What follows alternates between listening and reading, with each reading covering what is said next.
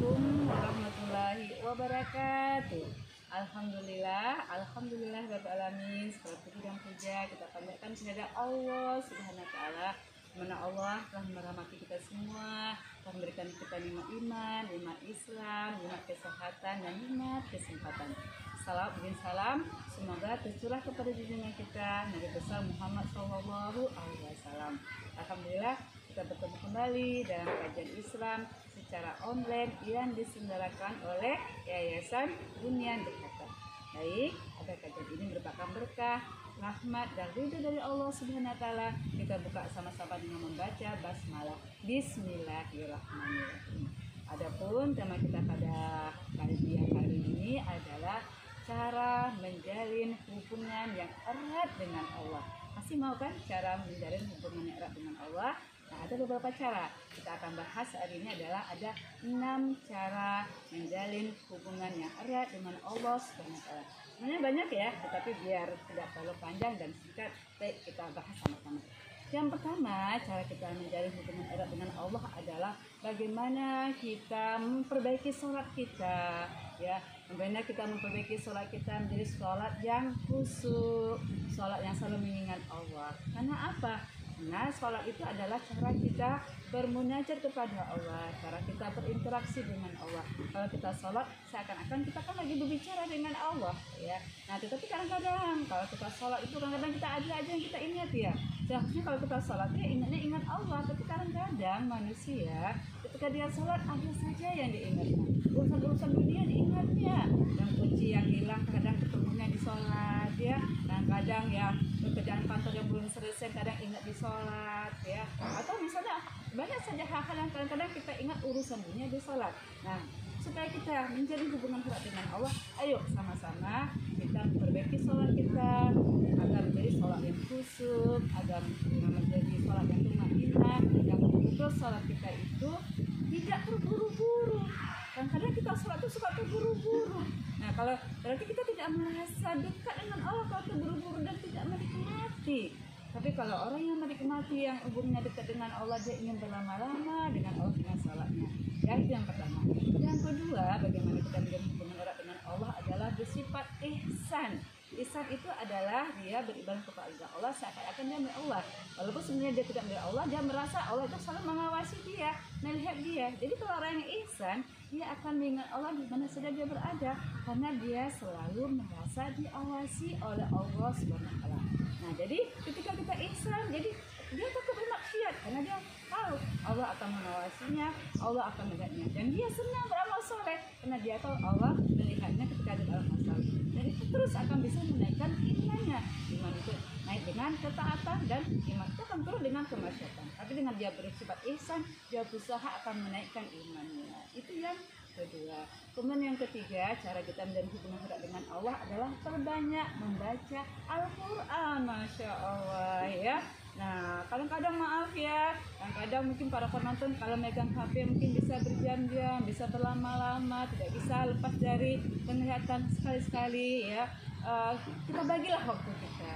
Bagaimana kita bisa membaca Al-Quran? Kalau misalnya masih tertatih berapa lembar, atau berapa ayat, satu hari jangan lupa membaca Al-Quran, karena Al-Quran itu adalah asyifa, obat bagi kita, dan Al-Quran itu adalah kalamullah.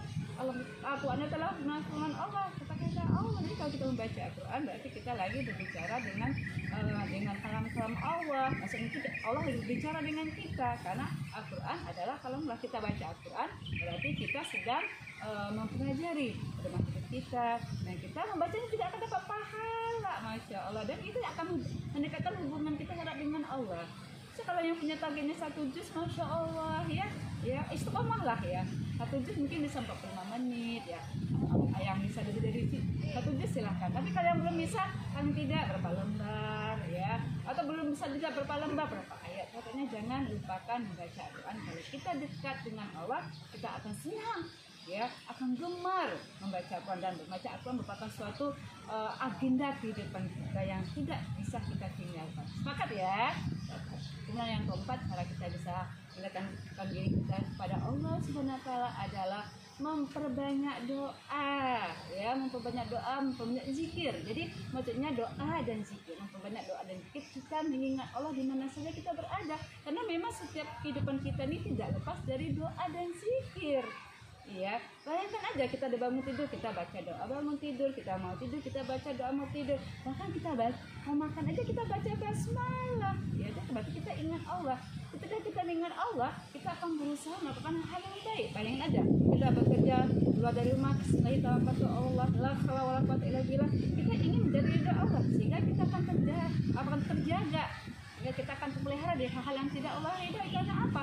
Setiap langkah kita selalu ingat Allah dengan berzikir, dengan berdoa, sehingga kita terhindar dari hal-hal yang tidak Allah ridhai, sehingga terhindar dari perbuatan-perbuatan yang tidak baik. Ya, nah dengan kita banyak berzikir, dengan kita banyak berdoa, kita menjadi orang yang selalu ingat dengan Allah, dekat dengan Allah, hubungan kita erat dengan Allah. Itu yang keempat. Kemudian yang kelima adalah cara menjalin hubungan yang erat dengan Allah. Yang kelima adalah jangan cinta dunia terlalu berlebihan.